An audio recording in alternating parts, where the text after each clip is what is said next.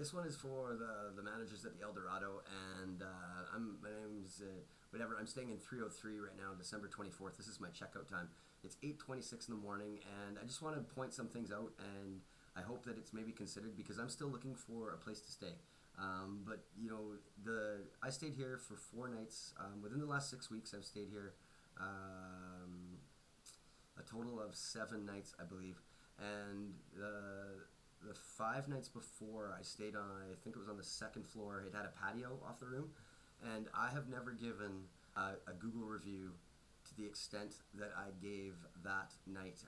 Wyatt was the host or the maitre d' down in the armory downstairs, and his jaw dropped when he saw my Google review. And I do it in Mandarin, I do it in Chinese, and then I'd also do it in English. And then it also provides a link where I translate services into Mandarin for your facilities. So I'm new to Kelowna, but 2 years ago I made a pact that I would not spend $1 without doing a Google review. As a result of that, I've been the top 1% in the Okanagan for 2 years running, top 1% in Saskatchewan, top 1% in Alberta, and top 1% in Taiwan. I lived in Taiwan for 10 years, so I've got a very strong Taiwanese connection. My oldest boy was born there, and actually my boys are there along with my wife. And the reason I'm in your hotel is because squatters took over my house. I've got a bed and breakfast at Jarrow Beach, 2 blocks away, and I decided to try and help some of the girls that were forced into the sex trade industry and were being basically drugged and raped. And I found a model to help them make more money in 2 weeks than they could make in 2 months from the comfort of their own home. And I guess it was very successful because what I learned is a big rat does not like when you start taking away their cheese. And next thing you know, I had another booking, and it was from affiliate in organized crime, very high level. They were moving over $500,000 of fentanyl through my house on a daily basis. And the amount of rapes that occurred in that house in the last 6 weeks is unbelievable. And what's crazy is the story all the same. And I don't want to focus on the negative right now, but I want to talk about my stay in this room 303, and I'm hoping that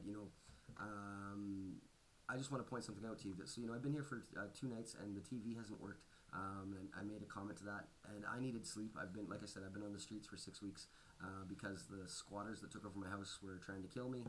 I had a machete swung at my head, pepper sprayed twice, run down by a car, and it's one of those things where the cops couldn't even get involved. But it's also to the level where there are some dirty cops in town. Humans and drugs are the biggest industry in the world right now, and there's been no supply chain issues with those industries. But this time in this stay at my hotel here, to have the TV not working twice, and then the shower, the thing that really got me is like I just needed a place to sleep and clean up. The draining in the tub is like disgusting. Like it actually is backing up, and I don't know whose hair and whose shit is on my feet when I'm showering, but it kind of disgusting. And I just want to bring this to your attention because the way my other review is, which is on a different channel, this is more of a private channel, so this link will be just sent to you. And it's just faster than me talking, it's faster than me writing a letter and all that kind of thing, because I have some major things dealing with in regards to my property, because they also did a cyber proxy hack, so they were able to liquidate all my fiat currency and all my digital assets. When I talk about organized crime, I'm talking about a level that, like I said, has law enforcement on the dole. And I still know what is right or wrong. And what is right is to putting an end to the way some of these girls are forced into the sex trade. And it's usually from a boyfriend or a husband. And then it starts with drugging, usually with GHB, or water as they call it on the streets, which is the date rape drug. After that, they get raped. Then the gang rape happens. That's where while they're sleeping, they usually inject them with fentanyl. They call it down, which on the streets they say is heroin, but there's no heroin, it's all fentanyl. And then from that, it's usually a 3 to 4 day cycle of gang raping and drugging.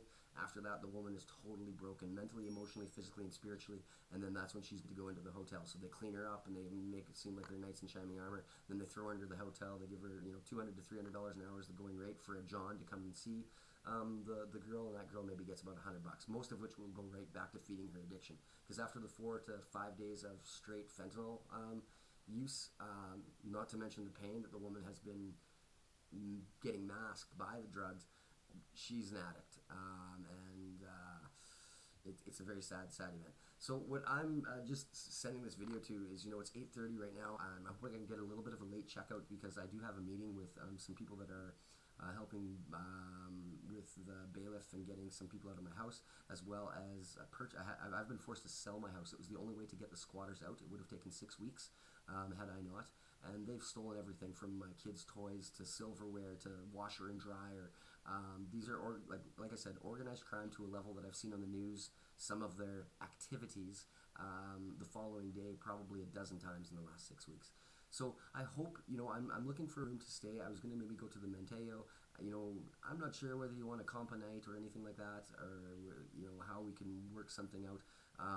And this, my experience on this one will stay between you and I. But after speaking with Vikram yesterday, I met him as he was walking from one building to the next, and the pride with which he talked about his pastries and the pride with which they talk about this organization, I can honestly tell you, I know that this company is the kind of company that does the right thing. I myself was a regional sales manager for, a John Deere dealership, several of them actually, and have been doing $1 million and billion-dollar deals for the last decade. So one of the things that I've learned in doing business is sometimes the rules and regulations are just not quite cut out. Actually, as a matter of fact, the rules and regulations which made Canada one of the greatest places to live back in the 70s and into the 80s are now the same rules and regulations that are handcuffing our law enforcement, our healthcare system, and our education system. Another great example was last night at about 10 o'clock, or just before the armory was closing. I walked to the boardwalk and the campfire out front, and I went in and I asked, I said, hey, can I get a glass of port outside? I'm going to sit by the fireplace. And it was off the patio, and Tegan said, well, yeah, sure, but I need to see proof of vaccine. Now, there were 2 customers in the restaurant, an elderly couple. There were 2 staff, and then plus the staff in the bar. And then there was me. There was not a single other person in sight. And I said, I don't have my vaccine card right now, because they stole my ID and everything. They've been engaged in corporate fraud and financial fraud as well as identity theft. But, not to the point. The point is, Tegan, I said, I'm going to be sitting by the fireplace. I'm just going to smoke a cigar and have a port. I said, I'm upstairs in 303. I said, there's no one out there. I understand that, it is a legal requirement right now.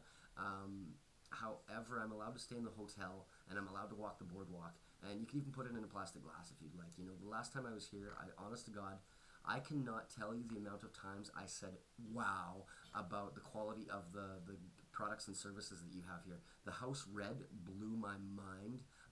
Literally, I almost thought it was a port. And then when I went down to the armory and I had room service a couple times, literally every time I took a bite of something, I was just like, wow, this is amazing. And then I went and I go on and I talk about it. I take a lot of pictures. I've got some really amazing videos. Like I said, I've got over 5 million people that follow my YouTube channel. When I post a picture, when I post a video for a review, within 3 hours you'll have over 500 views. Most of them are from mainland China and Taiwan because, like I said, I speak Chinese. So, 做人我想到你是好人啊，我想到你会做对的东西啊。And I hope that you can help me through the next, maybe the next day here or so. Like I said, I'm going to be looking at Airbnb because my house is still not habitable because of all the needles and the fentanyl that's in there. So I'm still looking for a stay. I was going to maybe try and get a bed and breakfast at the shore because this is just a little bit far to be walking back and forth to. My house is on Sortie Road. But I just wanted to share this with you and, maybe ask for an extension on my checkout here for an hour or 2 because I do have a meeting that we planned. It was going to be 10 o'clock, but there's just the roads and the snow and everything. And I got to bed a little bit late last night. I was kind of expecting to sit down, watch a movie, and have a shower. And I looked at the shower, and there's somebody else's snot and hair coming up through the drain. I was like, oh, this is gross. I can't do it. And so I didn't get my work done on time. So I hope that we can come to an agreement, and I hope that the right thing is done.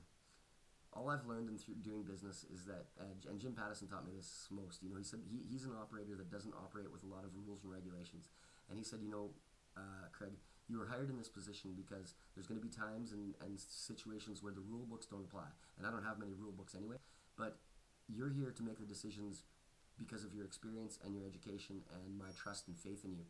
And one of the litmus tests that you can do as to whether or not you made that right decision is, given the information you had at the time, would you publish on the front page of the local paper where you and your family and your kids go to school, on the front page of the paper, would you publish the reason you made that decision based upon the information you had at the time? Whether or not the results turned out to be positive or negative is not relevant. It's whether or not the information you had at the time that you used to make that decision supports that decision, and are you brave enough to publish it on the front page of the paper? And that's kind of a litmus test I use for management decisions. And I hope and I'm not saying we're going to the front page of the paper. Trust me, this is one of the best hotels I've ever stayed at in my life, and that review is not going to change. Honest to God, it is jaw dropping. The amenities, the staff, the ambiance, and the organizational culture. And that these are the things that I look at. When we're looking at bed and breakfasts, and we're looking at a hotel, at a basic requirement, it is a place to sleep. But with there's so much competition, it's kind of like when I say Amazon's not my competition, because I don't sell a bed to sleep in. I sell an experience. And at the Eldorado here, and I've not yet stayed in the Manteo, the experience has been off the charts, with the exception of this short stay here in room 303 in the Eldorado. But I hope that we can work something out, and like I said, what is comes to me, I give back tenfold. I'm guided by the Holy Spirit, and I'm here to sell hope, and I'm here to highlight this city and some of the amazing amenities and the amazing services in this city. Even though I don't think I'm going to stay here any longer, after I saw a boy in grade 3 overdose from eating candy on my oldest boy's first day of school, and the stuff that I'm seeing on the streets. That's why my wife and kids are no longer here, is because this is not something the human eye should see. But I've been told by an angel what my purpose is. My purpose is to try and end suffering, but I do it with money. The more money I make, the more suffering that I can end. And I hope that, you at the Eldorado and management team on this December 24th can maybe look the other way on some things and say, hey, you know what? Let's give the guy a place to stay for another night or something like that. Maybe throw into it.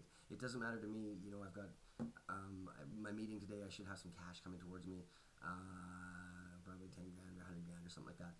And then I could go get a bed and breakfast at the shore, which would be 2 blocks closer to my house than where this place is. But honestly, I have such a warm spot in my heart for this place, because it was the first place that I was given by my realtor. He rented the room for me when I was homeless after I was chased out of my house by squatters. $1 million house that I own, I pay taxes on, I pay the insurance on, and I've been homeless, and I've lost every single thing I own, all for trying to help put a dent in the human trafficking and drug industries here in Kelowna. So, and if it's not within your capabilities and your resources, I get it. Sometimes you don't have those management decisions, and there's just no way to make it work. I get it.